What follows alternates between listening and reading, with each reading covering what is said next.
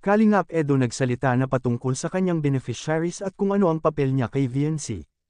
Yan ay sama-sama nating tutukan mamaya mga kalingap.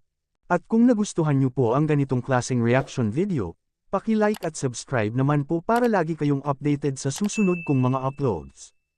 At maraming salamat po sa walang sawang pagmamahal at suporta kay Kuya Val Santos Matubang at Idol Kalingap Rab. Paalala, panoorin at tapusin ang video na ito para malaman mo kung ano ang nilalaman nito bago mag-comment. Ngayon balik tayo sa topic, bibigyan lang po natin ng kaunting reaction ang live streaming ni Idol Eds noong nakaraang araw. Patungkol po ito sa kanyang mga tinutulungan o mga beneficiaries at kung ano ang papel niya kay VNC. Ngayon unahin po natin ang matagal ng beneficiary ni Idol Eds na si Arjin. Sa hindi po nakakaalam si Arjin po ay hindi iniiwan ni Idol Eds at lagi niya itong na-vlog, dahil dito po kumukuha ng allowance at panggastos si Idol Eds, para matulungan at matutupad ang mga pangarap ni Arjin. Paano na ang channel ni Idol Eds kung hindi siya magba-vlog sa kanyang mga beneficiaries? Walang maibigay na tulong kung sakaling ihinto niya ito. Pero hindi po yan mangyayari mga kalingap, dahil sabi niya sa kanyang live streaming, ang channel ni Kalingap Edo, ay para lang sa kanyang tinutulungan.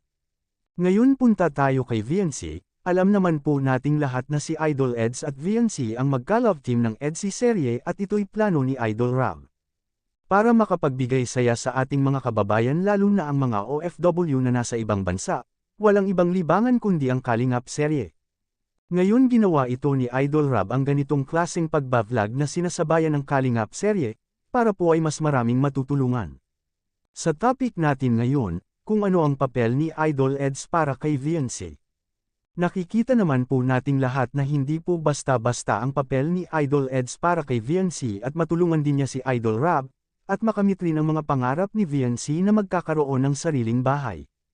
Kaya hindi po tumigil si Idol Eds sa pagsuporta niya kay Idol Rab, grabe ang sakripisyo at respeto niya kay Idol Rab at Kuya Val at Ate Edna. Hindi lang ito para sa kanya sariling kapakanan, kundi para rin ito sa mga tinutulungan ni Idol Rab. Ngayon masaksihan po natin ang pahayag ni Idol Eds patungkol sa isyong ito.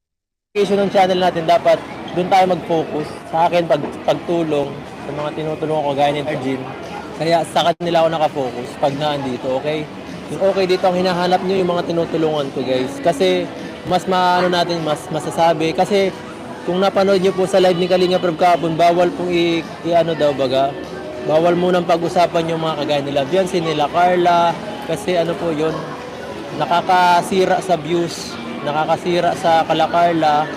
At naapektuhan din yung mga reactor na may trabaho din, syempre. Anong masasabi nyo dito mga kalingap? Ito ay isang reaction video lamang kaya pwede po tayo mag-comment sa ibaba mga kalingap sa comment section.